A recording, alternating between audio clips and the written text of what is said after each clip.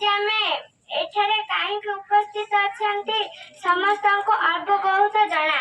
आज हूँ अगस्ट मास 15 तारिख स्वाधीनता दिवस 1947 अगस्ट मास 15 तारिख दिन आम देश स्वाधीन। इंग्राजी मान अत्याचार जो आज आम देशर वीर पुरुष मान जो आज आम देश स्वाधीन पाई।